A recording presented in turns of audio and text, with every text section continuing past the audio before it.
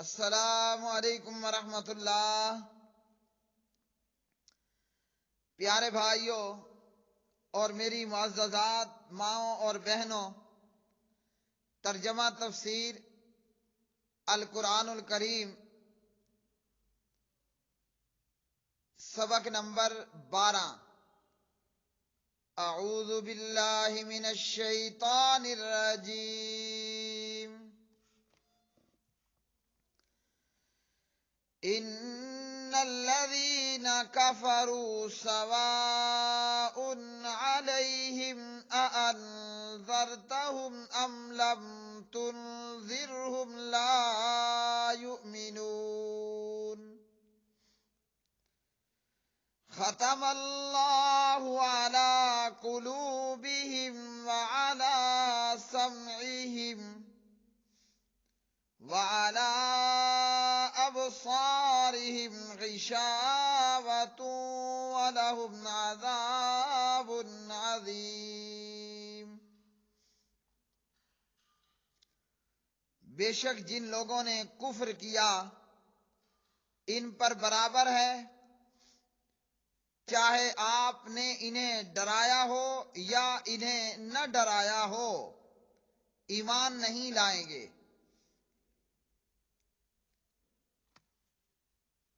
اللہ تعالی نے ان کے دلوں پر اور ان کے کانوں پر مہر لگا دی اور ان کی نگاہوں پر بھاری پردہ ہے اور ان کے لیے بہت بڑا عذاب ہے۔ انا بے شک بلا شبہ الذین وہ لوگ جنہوں نے کافروا کفر کیا، سواء برابر ہے، علیہم ان پر، اانذرتہم آیا آپ ڈرائیں انہیں، ام لم تنذرہم یا نہ ڈرائیں انہیں، لا یؤمنون نہیں وہ ایمان لائیں گے۔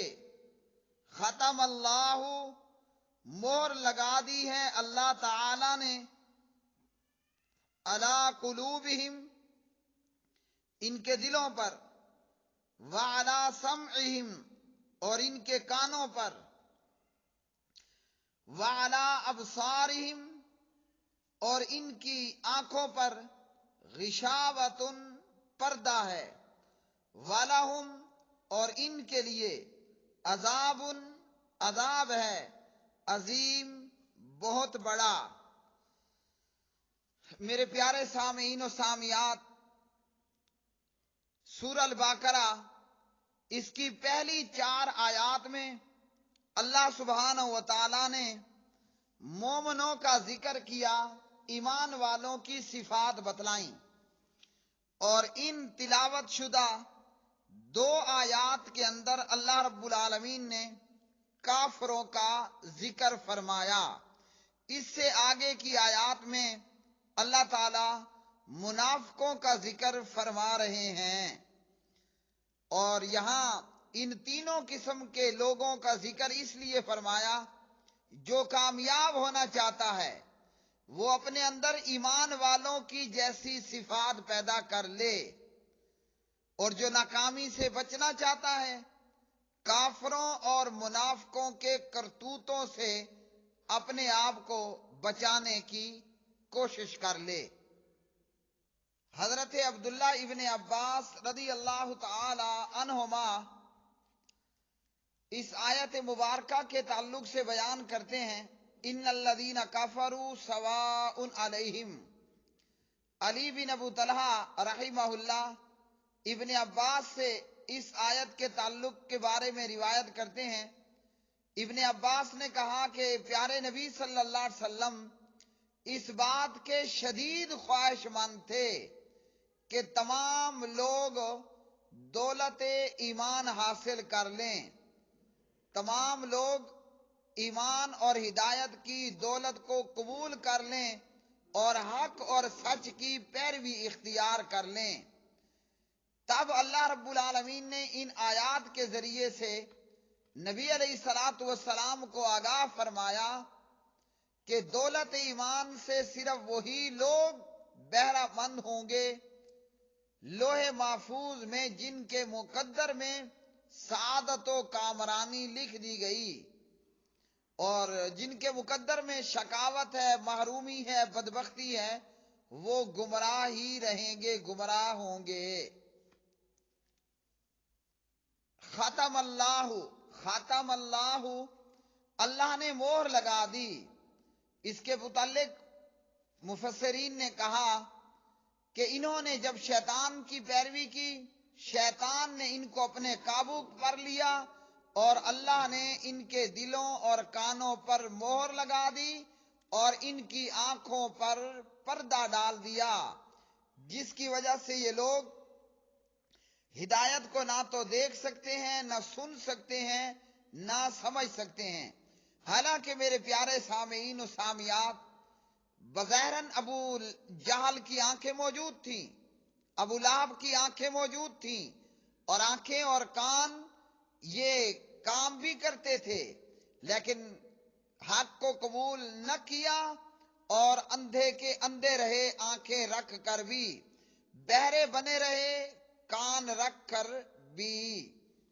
اور یہ کس لیے کہ یہ ضد اور ہٹ درمی کے اندر اتنے بڑھ گئے کہ پھر یہ ہوا کہ اللہ رب العالمین نے ان کے دلوں پر اور ان کے کانوں پر مہر لگا دی اور ان کی آنکھوں پر بھاری پردہ پڑ گیا۔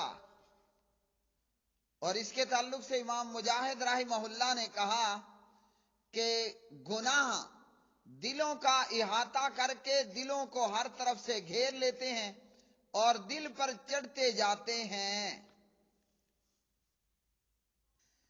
پیارے نبی علیہ الصلوۃ والسلام نے ارشاد فرمایا، جب بھی کوئی بندہ گناہ کرتا ہے تو گناہگار کے دل پر ایک کالا نقطہ لگا دیا جاتا ہے۔ اگر یہ گنہگار باز آ جائے اور استغفار کرے اور توبہ کرے تو اس کا دل چمک جاتا ہے، یعنی وہ جو کالا سیاہ نقطہ ہوتا ہے وہ توبہ اور استغفار کرنے کی وجہ سے دور ہوتا ہے اور دل اسی طرح صاف ستھرا ہو جاتا ہے۔ فرمایا اگر دوبارہ گناہ کرے تو نقطہ بڑھا دیا جاتا ہے، یہاں تک کہ یہ گناہ کرنے کی وجہ سے یہاں تک کہ اس کے دل پر چھا جاتا ہے، اور یہی وہ زنگ ہے جو اللہ رب العالمین نے ذکر فرمایا، کلا بل ران علی قلوبہم ما کانوا یکسبون، ہرگز نہیں بلکہ زنگ بن کر چھا گیا ہے ان کے دلوں پر جو وہ کماتے ہیں، یعنی جو ان کے اعمال اور کرتوت ہیں۔ ترمذی حدیث نمبر 3334، ابو ہریرہ رضی اللہ عنہ اس کے راوی ہیں، اور امام علامہ ناصر الدین البانی رحمہ اللہ نے اس روایت کو حسن بتلایا۔ تو اس حدیث سے ہمیں کیا معلوم ہوا؟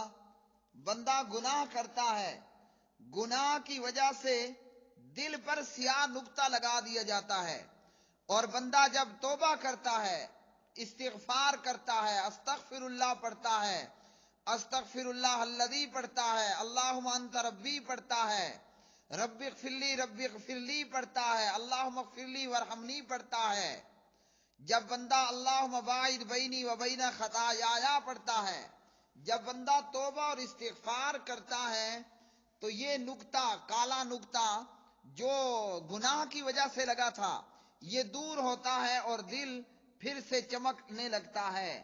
اور جب بندہ دوسری مرتبہ میں گناہ کرتا ہے پھر پہلے سے بھی بڑا نقطہ لگ جاتا ہے، یہاں تک کہ گناہ کرتے کرتے دل کالا سیاہ ہو جاتا ہے۔ تو اس سے ہمیں کیا معلوم ہوا؟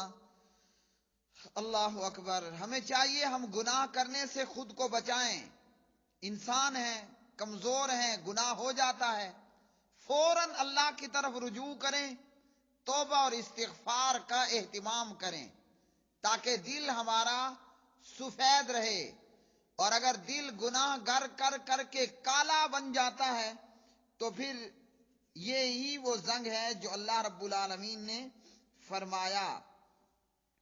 اسی طرح آمش بیان کرتے ہیں کہ امام مجاہد نے اپنا ہاتھ ہمیں دکھا کر کہا کہ دل ہتھیلی کی طرح ہے، یہ جو ہماری ہتھیلی ہے، جب انسان کوئی گناہ کرتا ہے تو اس کا کچھ حصہ سمٹ جاتا ہے۔ انہوں نے اپنی چھنگلیاں چھوٹی انگلی بند کر کے دکھائی اور فرمایا اس طرح بندہ جب مزید گناہ کرتا ہے اس کا دل سمٹنے لگتا ہے۔ دوسری انگلی بند کی، پھر پانچویں انگلی بند کر کے دکھائی تو پوری انگلیاں بند کرنے کے بعد جیسے ہتھیلی سمٹ جاتی ہے، اسی طرح بندہ گناہ کرتا ہے، کرتے کرتے اس کا دل سمٹ جاتا ہے، اور پھر جب پورا دل ہی سمٹ جاتا ہے تو اس پر پھر مہر لگا دی جاتی ہے۔ اور اسی طرح ایک حدیث میں پیارے نبی صلی اللہ علیہ وسلم نے فرمایا جسم میں ایک ٹکڑا ہے، اگر وہ درست تو پورا جسم درست، الا وہی القلب، اور وہ ٹکڑا دل ہے، وہ ٹکڑا دل ہے۔ بلوغ المرام کتاب الجامع۔ پیارے بھائیو، ہمیں چاہیے کہ ہم اپنے ظاہر کو بھی پاک رکھیں اور اپنے باطن کو بھی پاک رکھیں۔ اس لیے نبی علیہ الصلوۃ والسلام یہ دعا کیا کرتے تھے، یا مقلب القلوب ثبت قلوبنا علی دینک، اے دلوں کے پھیرنے والے ہمارے دلوں کو اپنے دین پر ثابت قدم رکھ۔ جامع ترمذی حدیث نمبر 2140، ابن ماجہ حدیث نمبر 199، اور اسی طرح صحیح ابن حبان۔ اسی طرح پیارے نبی صلی اللہ علیہ وسلم کا فرمان ہے، آپ کی حدیث صحیح مسلم میں حدیث نمبر 144، پیارے نبی علیہ الصلوۃ والسلام نے فرمایا تعرض الفتن علی القلوب، فرمایا دلوں پر فتنوں کو اس طرح وارد کیا جائے گا جس طرح چٹائی تنکے ہو۔ جو دل ان فتنوں کو قبول کر لے گا اس میں ایک سیاہ نقطہ پیدا ہوگا، اور جو دل انہیں قبول کرنے سے انکار کر دے گا اس میں ایک سفید نقطہ پیدا ہوگا، حتیٰ کہ دل دو طرح کے ہو جائیں گے، یا تو چٹان کی طرح سفید اور جب تک آسمان زمین باقی رہیں گے کوئی فتنہ اسے نقصان نہیں پہنچا سکے گا، یا پھر دل کالا سیاہ ہوگا اور وہ نیکی کو نیکی اور برائی کو برائی نہیں سمجھے گا۔ تو ہمیں چاہیے کہ ہم اپنے ظاہر کو بھی صاف اور پاک رکھیں اور اپنے باطن کو بھی، اپنے دل کو بھی۔ ہم ظاہری صورتحال اچھی بنا کر لوگوں کو تو دھوکہ دے سکتے ہیں، اللہ تعالیٰ کو دھوکہ نہیں دے سکتے اگر ہمارے دل کے اندر بیماری ہے۔ کیوں؟ انہ علیم بذات الصدور، اس لیے کہ وہ اللہ رب العالمین نحن اقرب الیہ من حبل الورید ہے، اس لیے کہ وَإِذَا سَأَلَكَ عِبَادِي أَنِّي فَإِنِّي قَرِيبٌ، وہ رب ہمارے دلوں کے اندر موجود کو جانتا ہے، وہ رب ہماری شارگ سے زیادہ قریب ہے اپنی صفات سے۔ تو وہ اللہ جو ہمارے سینے میں ہے ہمارے دل کو جانتا ہے۔ اور اسی طرح پیارے نبی علیہ الصلوۃ والسلام نے دل کے تعلق سے فرمایا، ابو ہریرہ رضی اللہ تعالی عنہ راوی ہیں اور صحیح مسلم ہے، ان اللہ لا ينظر الى اجسادکم، ان اللہ لا ينظر الى اجسادکم ولا الى صورکم ولكن ينظر إلى قلوبكم واشار باصابعه الى صدره۔ صحیح مسلم میں اس حدیث کا نمبر ہے 2564۔ ابو ہریرہ رضی اللہ تعالی عنہ فرماتے ہیں کہ پیارے نبی علیہ السلام کا یہ فرمان، یقیناً اللہ تعالی تمہارے جسموں اور تمہاری صورتوں کو نہیں دیکھتا جیسے ہم لوگوں نے یہ سمجھ رکھا ہے، یا ہم لوگوں کو اپنی شکلوں سے، اپنی صورتوں سے دھوکہ دیتے ہیں کہ شکلاً جو ہے وہ لباس جبریل پہنا ہوا ہوگا، لیکن اصلاً اندر ابلیس چھپا بیٹھا ہوگا۔ تو لوگوں کو تو ہم دھوکہ میرے بھائیوں دے دیتے ہیں اپنی شکلوں سے، اپنے جسموں سے۔ نبی علیہ السلام نے فرمایا اللہ تعالیٰ تمہارے جسموں کو یا تمہاری شکلوں کو نہیں دیکھتا، ہاں پھر کیا کرتا ہے؟ وَلَٰكِن يَنظُرُ إِلَىٰ قُلُوبِكُمْ، اللہ تمہارے دلوں کو دیکھتا ہے۔ دل کہاں ہوتا ہے؟ دل سینے میں ہوتا ہے۔ یہ اوپر چمڑی ہے، نیچے گوشت ہے، اس کے بعد یہ پسلیاں ہیں، اور ان کے نیچے کہیں جا کر پھر دل ہے۔ اللہ تعالیٰ کہاں دیکھتا ہے؟ دل میں دیکھتا ہے، دل کو دیکھتا ہے۔ تو ہمارا ظاہر بھی درست ہو، ہمارا باطن بھی درست ہو۔ ہم لوگوں کو دھوکہ دیتے ہوئے اپنا ظاہر شو کر کے نفع حاصل کر سکتے ہیں، لیکن کائنات کے پروردگار کو ہم دھوکہ نہیں دے سکتے۔ تو ہمارا ظاہر بھی ٹھیک ہو، زبان پر لا الہ الا اللہ محمد الرسول اللہ ہو، اور ہمارا اندر بھی ٹھیک ہو۔ اور پیارے بھائیوں، ان آیات سے ہمیں یہ سبق ملا کہ ہم اپنے دل کو ٹھیک کرنے کی کوشش رکھیں، اس کیفیت سے اپنے آپ کو بچائیں کہ جب کان سن تو رہے ہوں مگر ایسا ہو کہ جیسا کوئی بندہ بہرا ہے، آنکھیں دیکھ تو رہی ہیں مگر دیکھنے کے باوجود اندھے نہ بنے، دل تو سینے میں موجود ہے، خون تو پمپ کر رہا ہے، باڈی میں خون لے رہا ہے، آگے خون دوبارہ دے رہا ہے، لیکن یہ کہ حق بات کو اختیار کرنے کے لیے تیار نہیں ہوتا۔ اپنے آپ کو اس سٹیج سے بچائیں کہ ہمارے اوپر نصیحت اثر انداز ہونا ختم کر دے، ہمارے اوپر نصیحت کا اثر انداز ہونا ختم ہو جائے، اس بات سے اپنے آپ کو بچائیں، بلکہ مومنوں جیسی صفات اپنے اندر پیدا کریں، اللہ کا قرآن پڑھیں، اللہ کا قرآن سنیں، تو رب تعالیٰ کے خوف سے اور امید پر ہماری آنکھوں سے آنسو جاری ہو جائیں۔ اللہ کا قرآن ہمیں سنایا جائے تو قرآن ہمارے دل پر اثر کرے، اپنے آپ کو اس مرحلے سے، اس صورتحال سے بچائیں کہ ہمیں ڈرانا یا نہ ڈرانا ایکول ہو جائے، برابر ہو جائے، بلکہ جب ہمیں ڈرایا جائے، اللہ کا قرآن سنایا جائے، نبی علیہ السلام کی احادیث سنائی جائیں، جہنم کا بتایا جائے، ہمارے جسم میں کب کبھی طاری ہو، ہمیں خوف آئے، ہماری آنکھوں سے آنسو بہہ نکلیں، اور جب جنت اور جنتی کی حوروں اور جنت کی نعمتوں کے متعلق بتایا جائے تو ہمارے دل میں جنت کا شوق اور اشتیاق پیدا ہو۔ یہ نہ ہو کہ نصیحت ہمارے اوپر اثر کرنا ہی چھوڑ دے۔ وآخر دعوانا ان الحمد للہ رب العالمین۔